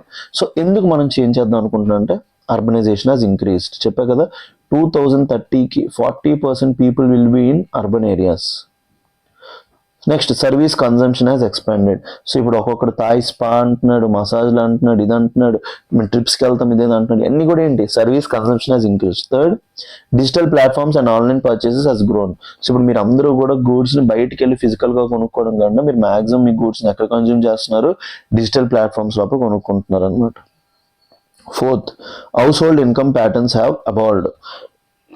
మీ income patterns ఏవైతే ఉన్నాయో ఇవి కూడా ఎవాల్వ్ అయ్యాయి అనమాట. Food share in consumption has gradually decline in relative terms. So ఒకప్పుడు శాలరీ తక్కువ వచ్చేది, చాలా మందికి 20,000 వచ్చేది. ఆ 20,000లో మ్యాక్సిమం డబ్బులు ఫుడ్కి పెట్టేవారు. ఇప్పుడు ₹1,00,000 1,50,000 వస్తున్నాయి సాఫ్ట్వేర్ ఎంప్లాయ్ చేయడం వల్ల. సో దానివల్ల ఏమవుతుందంటే ఫుడ్ షేర్ అనేది కన్సంప్షన్ అనేది తగ్గుతుంది అనమాట. So if weight remains outdated, so ఒకవేళ అప్పుడు పాత రోజుల్లో మెజర్ చేస్తే మనం కరెక్ట్ రియాలిటీలో ఉన్నాం. If weight remains outdated inflation measurement becomes distorted. So అందుకోసం ఇన్ఫ్లేషన్ కరెక్ట్గా మెజర్ చేయాలి. Therefore the revision ensures CPI reflects current consumption realities rather than old patterns. So ఇప్పుడు రివైజ్ చేస్తే బెనిఫిట్ ఏంటంటే కరెంట్ కన్జంప్షన్ ప్యాటర్న్స్ ఏవైతే ఉన్నాయో వాటిని రిఫ్లెక్ట్ చేస్తాయి అన్నమాట. మెయిన్గా ఏంటి, అర్బనైజేషన్ పెరిగింది, సర్వీస్ కన్జంప్షన్ పెరిగింది, digital platforms and online purchases బాగా పెరిగాయి, హౌస్ హోల్డ్ ఇన్కమ్ ప్యాటర్న్స్ కూడా ఎవాల్వ్ అయ్యాయి. So key changes in 2024 CPI framework ఏంటంటే updated consumption weightage based on the household consumption expenditure survey. So household consumption expenditure survey ప్రకారం ఏంటి, higher weight to services. So మెయిన్గా CPI లోపల ఇప్పుడు దేనికి ఇద్దాం అనుకుంటున్నాం, higher weight to services, reduced weight to items with declining consumption share. So మెయిన్గా reduced weight to items, మెయిన్గా కన్సంప్షన్ తగ్గించాం కదా, better representation of modern spending habits. So జనాలు మోడర్న్గా డబ్బులు ఎక్కడికి ఖర్చు పెడుతున్నారు వాటిని రిఫ్లెక్ట్ చేయాలి. సో బ్రాడర్ డేటా సోర్సెస్ ఏం చెప్తుంది, the new CPI incorporates official government data, fuel prices, postal charges అన్ని గవర్నమెంట్వి, పీడిఎస్ సిస్టమ్ లోపల ఉన్న ప్రైజెస్ని అండ్ ఆన్లైన్ ప్రైజెస్, మెయిన్గా మీ mobile phone services, flights, digital service and administrative data sources. Third, inclusion of digital economy. ఇప్పుడు అందరం కూడా PhonePe అవన్నీ యూజ్ చేస్తున్నాం కదా, unlike earlier versions the 2024 captures online price changes, మెయిన్గా digital platform based transactions and service sector pricing trends అన్నింటిని కూడా measure చేస్తుంది. So use of technology in data collection. అప్పట్లో డేటా అనేది డోర్ టు డోర్ వెళ్ళేవారు, ఇప్పుడు టెక్నాలజీ యూజ్ చేస్తున్నారు అనమాట. Computer assisted price collection. So మెయిన్గా ప్రైజ్ని మనం దేని బేస్ యూజ్ చేసుకుని చేస్తున్నాం, కంప్యూటర్ అసిస్టెంట్తో చేస్తున్నాం. రియల్ టైమ్ వ్యాలిడేషన్ చెక్స్, మెయిన్గా రియల్ టైమ్ డేటా తీసుకుంటున్నాం. Improved reduced manual errors.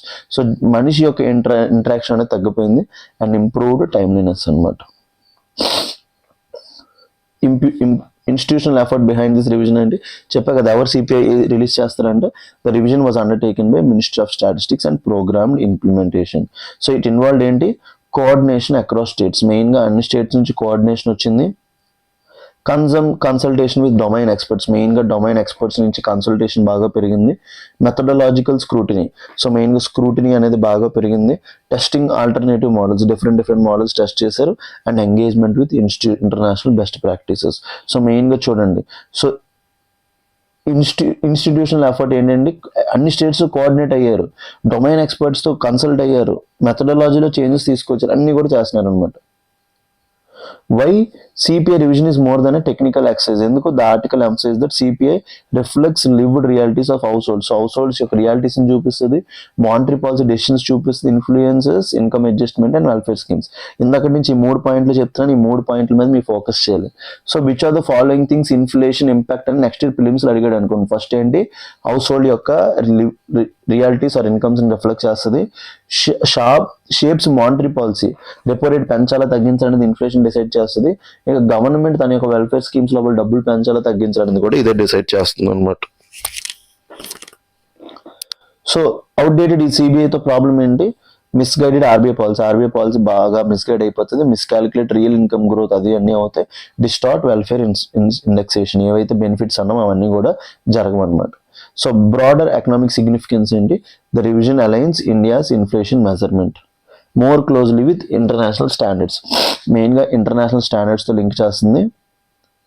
Second, with structural transformation of the economy, మన ఎకానమీ ఏదైతే ఇప్పుడు డిజిటల్ ఎకానమీ లోపలికి వెళ్తుందో, సర్వీస్ ఓరియంటెడ్ ఎకానమీ లోపలికి వెళ్తుందో దాంతో లింక్ చేస్తుంది with raising service sector dominance.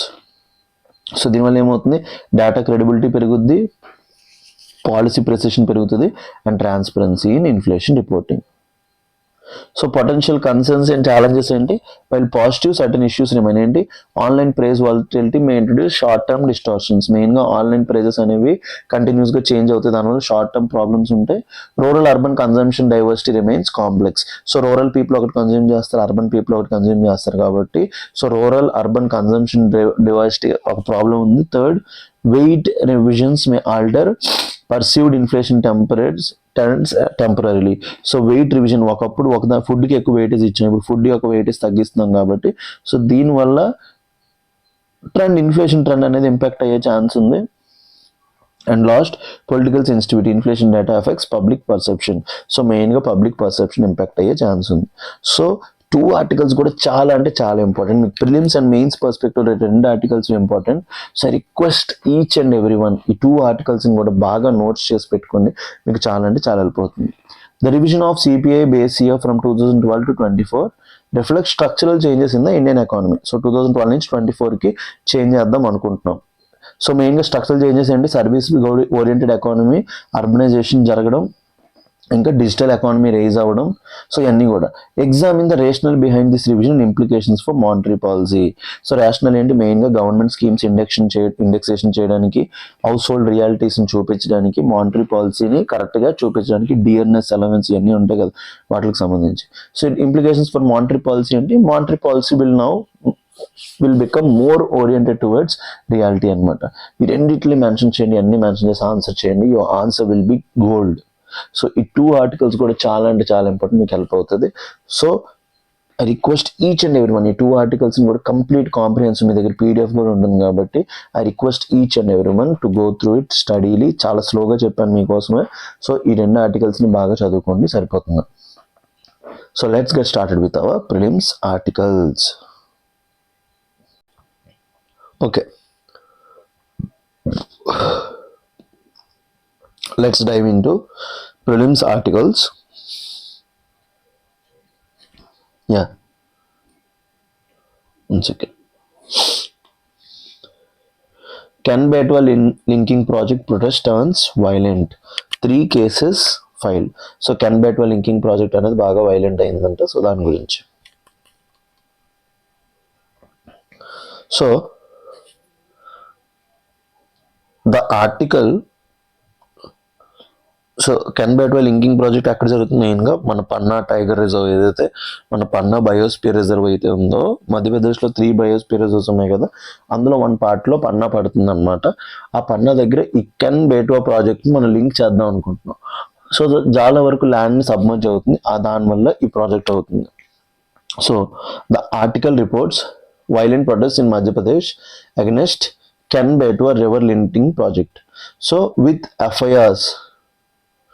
with FIRs filed against protesters including tribal women and workers. The unrest highlights tension between మెయిన్గా డెవలప్మెంట్ ఇన్ఫ్రాస్ట్రక్చర్ ప్రాజెక్ట్స్, మెయిన్గా ఇన్ఫ్రాస్ట్రక్చర్ ప్రాజెక్ట్ డెవలప్ చేయడానికి, tribal rights and forest dwellers livelihoods. Forest rights act 2006 ప్రకారం వాళ్ళకంటూ వాళ్ళ own rights ఉన్నాయి. ఇంకోవైపు infrastructure project. Third, environmental concern. ఈ project కట్టడానికి ఇన్ఫ్రాస్ట్రక్చర్ డెవలప్ చేస్తున్నాం కాబట్టి environmental concern and land acquisition and rehabilitation issue. So ఎన్వైర్మెంట్కి సంబంధించి ఏది జరిగినా సరే ఒక డిబేట్, ఎన్వైర్మెంట్ వర్సెస్ డెవలప్మెంట్. ఈ ఒక్క డిబేట్ మీ మైండ్ లోపల రన్ అయితే చాలు, మీకు ఎప్పుడు చెప్తూనే ఉంటా, ఈ ఒక్క డిబేట్ మీ మైండ్లో రన్ అయితే చాలు, సరిపోతుంది. Ken Betwa link project basic objective ఏంటి, transfer water from Ken river to Betwa river. So ఈ కెన్ రివర్ నుంచి బేట్వా రివర్ లోపలికి మనం ఏం చేయాలి, వాటర్ని సర్ప్లస్ని, ఈ కెన్ లోపల సర్ప్లస్ వాటర్ని బేట్వా లోపలికి పంపించాలంట. సింపుల్. కెన్లో ఉన్న వాటర్ బేట్వా లోపలికి వెళ్తున్నాయి. సో ఈ 2 రివర్స్ ఏ రివర్ యొక్క tributary, both are tributaries of river Yamuna. So ఈ గంగా యొక్క ట్రిబ్యూటరీస్ అని నెక్స్ట్ ఇయర్ ఎగ్జామ్లో అడుగుతాడు. So Ken and Betwa both are the tributaries of Yamuna. Second point clear. So third ఏంటి, aims to address water scarcity in the Bundelkhand region. So ఈ బేట్వా river ఏదైతే ఉందో అది ఏ రీజన్ లోపల ఉంది, బుందేల్ఖండ్ రీజన్ లోపల ఉంది. ఆ రీజన్ లోపల వాటర్ స్కేర్సిటీని కాపాడడానికి. సో గుర్తుపెట్టుకోండి, Ken Betwa river linking project యొక్క మెయిన్ ఆబ్జెక్టివ్ ఏంటి, transfer water from Ken to Betwa. మెయిన్గా these 2 are tributaries of Yamuna and మెయిన్గా water scarcity in Bundelkhand region లోపల దాన్ని తగ్గించడానికి తీసుకొచ్చాం. కీ స్ట్రక్చరల్ కాంపోనెంట్స్ ఏంటి, 221 కిలోమీటర్ లాంగ్ కెనాల్ కండపడుతున్నాం. ఏంటి, 221 కిలోమీటర్ లాంగ్ కెనాల్, 221 కిలోమీటర్స్ ఉంటుందంట కెనాల్. ఇంకా 2 కిలోమీటర్స్ లాంగ్ టన్నల్, ఒక లాంగ్ టన్నల్ కంటపోతున్నాం, ఎందుకంటే అన్నింటికి కలపాలి కదా. So 73.8 metres high Daudhan dam on Ken river. So వాటర్ని డైవర్ట్ చేయాలి కాబట్టి ఒక డ్యామ్ కట్టబోతున్నాం, దాని పేరేంటి, దౌదాన్ డ్యామ్. సో ఈ డ్యామ్ అనేది ఎగ్జామ్కి చాలా అంటే చాలా హెల్ప్ అవుతుంది. So recently seen in news Daudhan dam on which river అని అడుగుతాడు, ఎందుకంటే Ken batter river linking project లోపల ఈ డ్యామ్ కట్టబోతున్నాం కాబట్టి దౌదాన్ డ్యామ్ పేరేంటి, Daudhan dam on Ken river. So location ఏంటి, Chhatarpur district Madhya Pradesh. So Madhya Pradesh Chhatarpur district లోపల ఇది కట్టబోతున్నాం. సో రివర్స్ ఇన్వాల్వ్, మెయిన్గా ఏంటి, can river.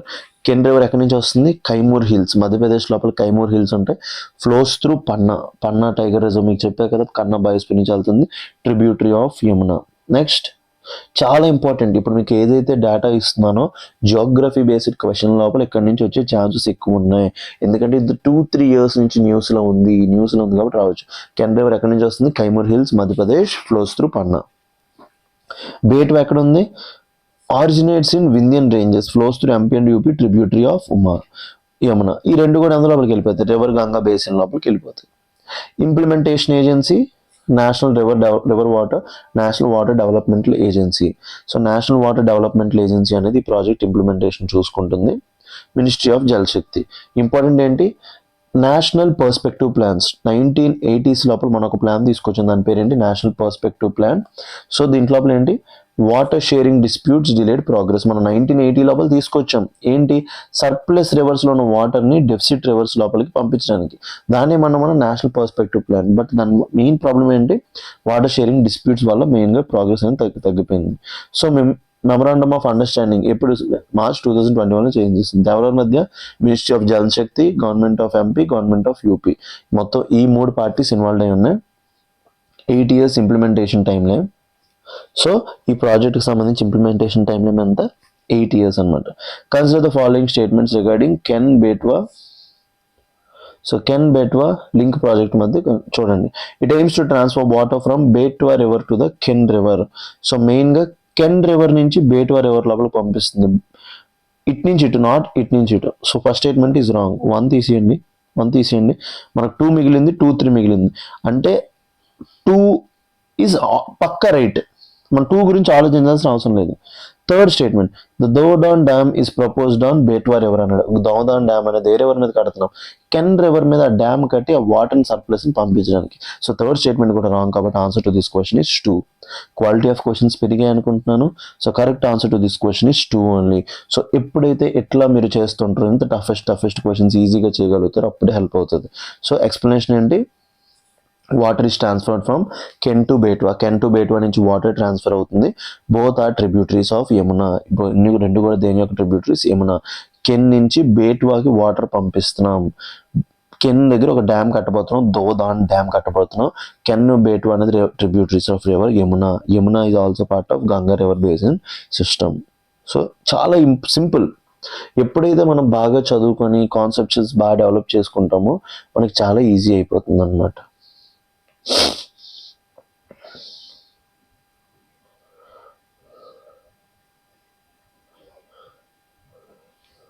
Next, Vande Mataram. So అందరూ కూడా కింద కామెంట్ సెక్షన్ లోపల వందే మాతరం అనండి. So Vande Mataram to be played before national anthem. ఎవరు చెప్పారు? గవర్నమెంట్. సో వందే మాతరం ఏదైతే ఉందో నేషనల్ యాంథమ్, జనగణమన అధినాయక జయ హే, మనం నేషనల్ యాంథమ్ సాంగ్ పాడతాం కదా, దానికి ముందు ఏం పాడాలంట? వందే మాతరం పాడాలంట. సో ఈ వందే మాతరం అనేది నార్మల్గా చాలా 6 స్టాంజెస్ ఉంటుంది. వందే మాతరం ఎన్ని స్టాంజెస్ ఉంటాయి? 6 స్టాంజెస్ ఉంటాయి. బట్ మన కాంగ్రెస్ ఏదైతే పాస్ట్ గవర్నమెంట్స్, ఇప్పుడున్న బీజేపీ గవర్నమెంట్ ఏం చెప్తుందంటే, కాంగ్రెస్ దీన్ని సెక్యులర్ చేయడానికి సాంగ్ని ఓన్లీ 2 స్టాంజెస్ ఉంచింది. మిగతా 4 స్టాంజెస్ ఏవైతే రిలీజియస్ గాడ్స్ గురించి వాటి గురించి మెన్షన్ చేస్తుందో అది మనం మెన్షన్ తీసేసామంట. ఇప్పుడు గవర్నమెంట్ ఏం చెప్తుందంటే, వందే మాత్రంలో ఉన్న 6 స్టాంజెస్ 3 minutes 10 seconds కూడా పాడాల్సిందే. ఇంకా జనగణమన 52 seconds అంట. కంప్లీట్గా ఈ 4 minutes పాట పాడాల్సిందే అనేసి చెప్తుంది అనమాట. సో దానికి సంబంధించి లోక్సభలో ఎన్ని పెద్ద గొడవలు అయ్యాయన్నీ మీకు తెలుసు కదా. So the union government has instructed states and UTs to ensure that Vande Mataram is played before national anthem Jana Gana Mana at official events. So official events ముందు జనగణమన పాడే ముందు ఏం పాడాలి? వందే మాతరం పాడాలి. వందే మాతరం. సో వందే మాతరం పాడాలి. సో ద క్లారిఫికేషన్ ఏంటి? When the national song is sung or played, the audience shall stand at attention. So మెయిన్గా national song, national anthem. National song Vande Mataram, national anthem Jana Gana Mana. So ఈ రెండు పాడినప్పుడు అందరూ ఏంటి? Audience shall stand at attention, అందరూ నిల్చోవాలి. Second, official instrumental version of national song should be approximately 1 minute in duration. So మెయిన్గా national సాంగ్కి 1 minute డ్యూరేషన్ ఉండాలి. It may be sung on special occasions including Republic Day and Independence Day. It should not disturb the dignity or order of formal government functions. దీనివల్ల ఏది జరగకూడదు. Order or disruptions ఏం జరగకూడదు. The directives revive long standing debates around status of national song versus national anthem, constitutional recognition, cultural nationalism and protocols during official ceremony. ఎప్పటి నుంచో ఈ long standing debate జరుగుతున్నాయి. So దీనికి సంబంధించి కీ పాయింటర్స్. సో వందే మాత్రం ఏమని పండిస్తాం మనం, national song of India. Composed in 1985. Vande Mataram ఎప్పుడు కంపోజ్ చేశారు, 1985. ఆథర్ ఎవరు, బంకిం చంద్ర చటోపాధ్యాయ. సో బంకిం చంద్ర చటోపాధ్యాయ దీని ఆథర్. లాంగ్వేజ్ అందులో రాశారు Vande Mataram Sanskrit written in Bengali script. So Vande Mataram language Sanskrit, but script అనేది బెంగాలీ రాశారు. Included in Anand Math. So Anand Math అతని ఒక బుక్లో రాశారు. Meaning I praise the motherland అంటే మన భారత మాతని మనం ప్రేస్ చేసుకోవడం. సో వందే మాత్రం ఏంటి, I praise the motherland, meaning I praise the motherland. So మీ గురించి ఇంకొకసారి ఫ్యాక్ట్స్ని రివైవ్ చేస్తున్నాను. వందే మాత్రం ఏంటి, కంపోజ్డ్ ఇన్ 1875. ఏ బుక్ లోపల, ఎవరు author, Bankim Chandra Chattopadhyay. Language Sanskrit written in Bengali script, included in Anand Math, meaning I praise the mother. Historical milestones ఏంటి, first sung Vande Mataram ఎప్పుడు పాడారు, 1896 sessions of Indian National Congress sung by Rabindranath Tagore. So మన 1885 నుంచి ఇండియన్ నేషనల్ కాంగ్రెస్ యొక్క sessions జరిగాయి. First time 1996 session of Indian National Congress ఇది పాడారు. Became a rallying cry during Swadeshi movement. అందరూ కూడా వందే మాత్రం పాడారు. 1937 Congress working committee adopted first 2 verses of national song. So 1937 లోపల దీన్ని సెక్యులర్గా ఉంచడానికి, కమ్యూనల్ హార్మోనీ పెంచడానికి Congress working committee adopted first 2 verses of national song. So 6 stanzas ఉంటే ఓన్లీ 6 వర్సెస్ ఉంటే అందులో 2 యాక్సెప్ట్ చేశారు. 24 Jan 1950 national song, national anthem రెండింటిని కూడా ఆ రోజు మనం అడాప్ట్ చేసుకున్నాం. Declared national song in constituent assembly by Rajendra Prasad. Constitutional provision not mention in the constitution. మన కాన్స్టిట్యూషన్ ఇది మెన్షన్ చేసలేదు. ఆర్టికల్ 51A సబ్ క్లాజ్ అంటే ఫండమెంటల్ డ్యూటీస్ ఏం చెప్తుంది, mandates respect for constitution, national flag and national anthem, does not mention national song. So మన fundamental duties లోపల 51A sub clause A చూసుకుంటే ఏం చెప్తుంది, to respect our national flag, national anthem and constitution అంట తప్ప do not mention about national song. So మీకు next year prelims probable question ఎక్కడి నుంచి రావచ్చు. సో ఈ ఏదైతే ఉంది వందే మాత్రం అనేది నేషనల్ సాంగ్ గురించి మన ఇండియన్ ఫండమెంటల్ డ్యూటీస్ లోపల మెన్షన్ చేశారంటే చెయ్యలేదు. సో ప్రోటోకాల్ ఇప్పుడు ఏం చెప్తున్నారు, సో ఇప్పుడు ప్రోటోకాల్ ఏంటి, order of performance. Vande Mataram should be played before the national anthem చెప్పా కదా, ఇది 3 minutes 10 seconds ఉంటుంది. నేషనల్ యాంథమ్ ఏమో 52 seconds. Standing requirements, audience must stand. It should be sung in official version around 3 minutes in length and 1 minute instrumental version may also be included. So మీరు 1 minute 3 minutes official version plus 1 minute instrumental. So musical accompaniment ఏంటి, accompanied by mass singing, అందరూ పాడాలి. Cultural functions and ceremonial occasions. It should not disturb the dignity of formal proceedings. Occasions for singing ఎప్పుడెప్పుడు, Republic Day, Independence Day, other official ceremonies అప్పుడు చేయాలి. Respect protocol, it should be treated with dignity similar to national anthem. Standing is required as a mark of respect, but documentaries ఇంకా news reels వీటి లోపల వేస్తే నిల్చోవాల్సిన అవసరం లేదు. Viewing experience disturb అవుతుంది అంటే నిల్చోవాల్సిన అవసరం లేదు. So viewing experience news reels డాక్యుమెంటరీస్లో డిస్టర్బెన్స్ అవుతుందంటే నిల్చోవాల్సిన అవసరం లేదు. So consider the following statements. The official version of Vande Mataram is approximately 3 minutes long. So 3 minutes 10 seconds. First statement is right. The Constitution of India prescribes the duration and order of performance of national song. మన constitution లో దీని గురించి mention చేసే లేదా answer to this question is one only. Answer to this question is one only. Next, Tamil Brahmi inscriptions in Egypt point to ancient trade links. So Tamil యొక్క Brahmi inscriptions ఏవైతే ఉన్నాయో అవి ఈజిప్ట్లో దొరకడం ఏం చూపిస్తున్నాయి, we have trade relations with Egypt. So context, the recent archaeological findings had identified Tamil Brahmi inscriptions in Egypt, particularly at ancient port site of Berenice on Red Sea coast. So మెయిన్గా Egypt దగ్గర Red Sea కోస్ట్లో Berenice ఏదైతే port site ఉందో అక్కడ మనం Tamil Brahmi inscription చూసాం. The inscriptions dating back to 2nd and 3rd century suggest active maritime trade links between. ఎందుకంటే ఆ టైంలోనే మనకి ఏం జరిగింది, ఎర్లీ చోళాస్, పాండ్యాస్, చరాస్. సో మనకి Pallavas, Chalukyas after 6th century AD వచ్చారు. దానికి ముందు ఎవరెవరు ఉండేవారు, ఎర్లీ చోళాస్, పాండ్యాస్, చరాస్. సో వీళ్ళు ముగ్గురు ఉండేవారు కదా. ఆ టైంలో మనకి సంగం అసెంబ్లీస్ అన్నీ జరిగి మీ అందరికీ తెలిసి ఉంటుంది. So the inscription dating back to 2nd century CE suggest active maritime trade links between ఎవరెవరికి మధ్య, Tamil regions of South India, South India లోపల తమిళ్ రీజియన్స్కి, ద రోమన్ ఎంపైర్కి and the Egypt that is under the అప్పట్లో రోమన్ కంట్రోల్లో ఉండేది. The inscription contains Tamil names such as Korran, ఏమని పిలిచి ఉంటుందంట, Korran and references link to Chera lineage. చూసారా, ఈ పీడిఎఫ్ నేను చదవలేదు, బట్ ఆ టైంలో ఎవరున్నారో నాకు తెలియడం వల్ల నేను ఈజీగా దాన్ని నేను ఏం చేయగలను,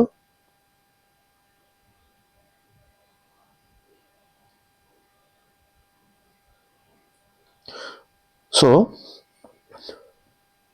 the inscription contain Tamil names such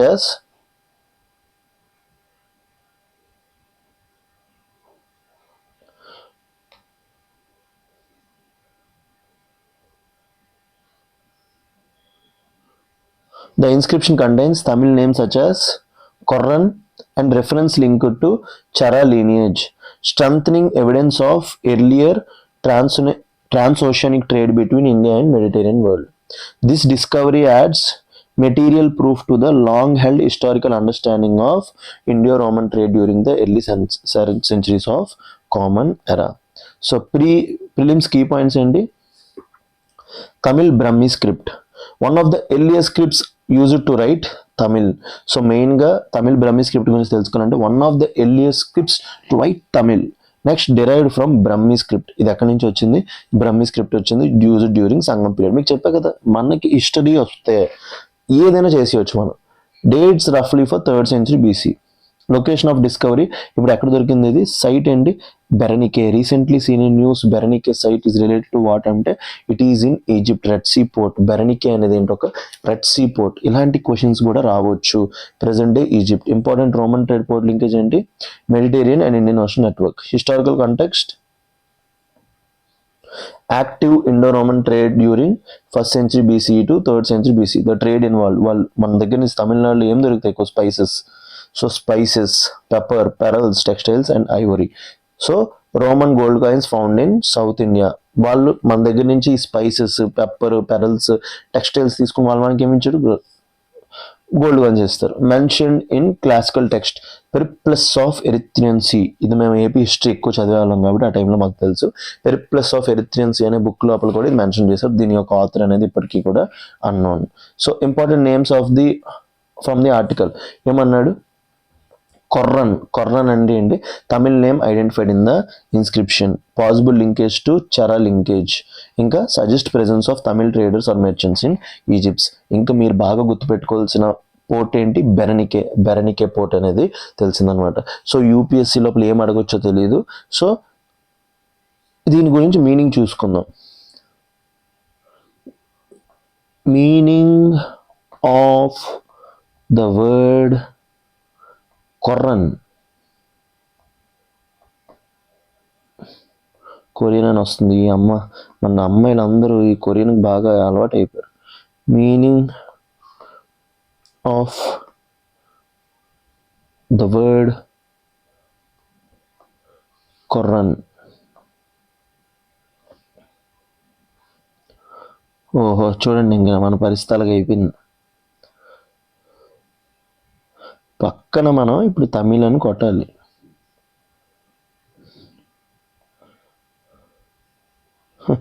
అయిపోయిందండి, మొత్తం హైజాక్ అయిపోయింది. కొరియన్ పీపుల్ మొత్తం హైజాక్ చేస్తారు. సో దాని గురించి రేపు తెలుసుకొని చెప్తా. With reference to Tamil Brahmi script consider the following statement. It is derived from Brahmi script. చెప్పాం కదా, it was primarily used during Sangam age period. Both 1 and 2 are right. చాలా లింకేజ్ ఉంటుంది. బెరినికే పోర్ట్ గురించి తెలుసుకోండి. And last article for today, sensitive items out of US statement on deal with India. So మన India US deal అయింది కదా, trade deal. ముందు ఎంత మన మీద టారిఫ్ ఉండేది, 50% టారిఫ్. ఎంత టారిఫ్ ఉండేది, 50% టారిఫ్. అక్కడి నుంచి మనం ఎంత తగ్గించాం, 25%. నార్మల్గా 25% రష్యాతో ట్రేడ్ చేస్తున్నందుకు ఇంకొక 25% రెసిప్రోకల్ ట్రేడ్. ఈ 25% కంప్లీట్గా తీస్తారు, ఈ 25% 18 తగ్గించారు అనమాట. బట్ ఫార్మర్స్ ఏం చెప్తున్నారు, ఇప్పుడు ఈ ట్రేడ్ డీల్ వల్ల agriculture goods, cheap agricultural goods US నుంచి ఎక్కడికి వస్తాయి, ఇండియా లోపలికి వస్తాయని చెప్పారు అనమాట. సో మన కామర్స్ మినిస్ట్రీ ఇన్ రెస్పాన్స్ ఏం చెప్పారు, key items are removed. The US has revised its joint statement framework on international trade discussions with India by moving references to agriculture products including tax pulses, మెయిన్గా pulses export చేద్దాం అనుకుంటున్నారు. Digital services tax, దాన్ని ఏమంటాం, equalisation levy అంటాం. Civil nuclear cooperation, ఇంకా proposed $500 billion investment commitment, ఇవన్నీ చేస్తామన్నారు. The move came after concerns raised in India about sensitive sectors and binding commitments. The issue highlights evolving India-US trade negotiations and strategic balancing amid global geopolitical tensions, including Russia-Ukraine conflict and tariff diplomacy. India US trade relations, US is one of the largest trading partners. చెప్పే కదా, మనకి top 10 trading పార్ట్నర్స్లో only 1 కంట్రీతో మనకి surplus ఉంది, that is with US. US is one of the largest trading partner. Trade disputes historically ఏంటి, agriculture market access వాళ్ళు అడుగుతున్నారు, డైరీ ఇంపోర్ట్స్ చేస్తామంటున్నారు, మనం ఒప్పుకోవట్లేదు.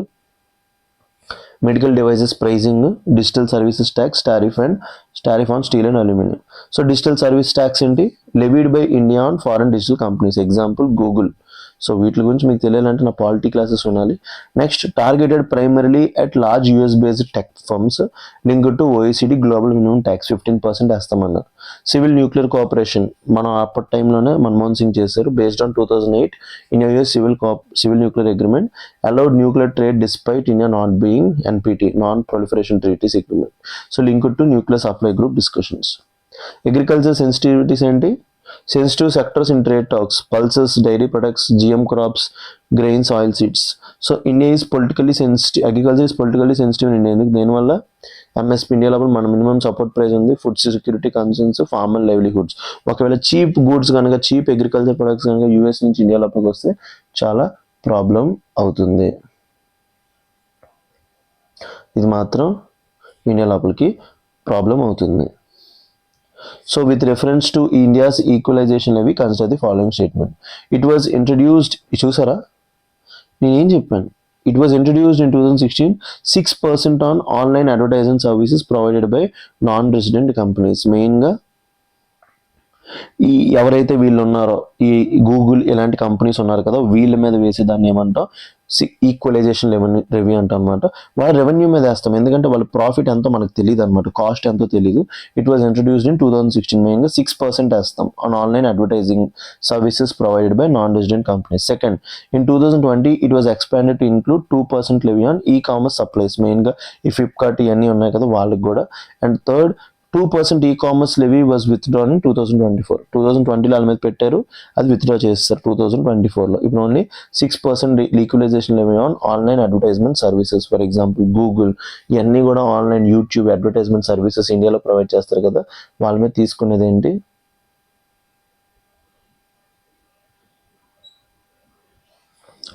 So answer to this question is all the above statements are correct. So చూడండి, 6% equalisation levy introduced in 2016. గుర్తుపెట్టుకోండి, 6% on revenue, not on profit. నార్మల్గా ఇప్పుడు ఏంటి, ట్యాక్స్ అనేది దేని మీద వేస్తారు, ప్రాఫిట్ మీద వేస్తారు. బట్ ఈ ఈక్వలైజేషన్ లెవీ అనేది రెవెన్యూ మీద వేస్తారు. చాలా డెప్త్ కాన్సెప్ట్ మీకు ఫ్రీగా ప్రొవైడ్ చేసేస్తున్నాను. ఎక్స్పాండెడ్ ఇన్ 2020 ఈ కామర్స్కి, దాన్ని మళ్ళీ 2024లో తీసేశారు. So this sums up hour today's analysis. I hope you all guys have loved the questions, the quality of the PDF అంతా కూడా మీరు లవ్ చేశారు అనుకుంటున్నా. I request each and every one to consider buying ఎల్టెక్స్ classes. So మీరు ఎల్టెక్స్ క్లాసెస్లో courses ప్రతిసారి Manish sir పేరు చెప్పి కొనుక్కోవడం వల్ల మనీష్ సార్కి కూడా క్లాసెస్ లోపల నేమ్ పెరుగుతుంది, మనం కూడా గ్రో అవుతాం అనమాట. మీతో పాటు నేను గ్రో అవుతా. సో మంచి ఆర్టికల్స్, 6 ఆర్టికల్స్, మంచి బెస్ట్ ఆర్టికల్స్ మీ గురించి పిక్ చేసి తీసుకొని వచ్చాను. మీకోసం పాలిటీ క్లాసెస్ ఉన్నాయి, పాలిటీ క్లాసెస్ ఇప్పుడు నేను డీల్ చేస్తున్నాను, సపరేట్గా అవి తీసుకోవచ్చు. ఎన్వైర్న్మెంట్ తీసుకోవచ్చు, కరెంట్ అఫైర్స్ PD 365 అది కూడా తీసుకోవచ్చు course.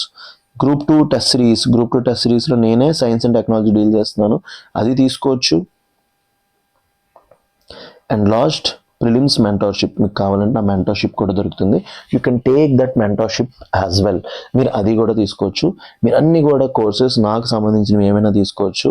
You can contact our admission desk and ask for special concession. Sir Manish sir ఇలా చెప్పారు, మా యూట్యూబ్లో వింటున్న మా ఫ్రెండ్స్ అందరికీ స్పెషల్ కన్సెషన్ ఇమ్మన్నారు, అలా అడగండి. సో ఏదైనా ఉంటే వాళ్ళు ప్రొవైడ్ చేస్తారు.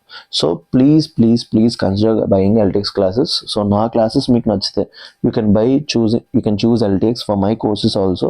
So we'll meet in tomorrow's analysis with a new topics and new content. Thank you very much. Thank you for supporting.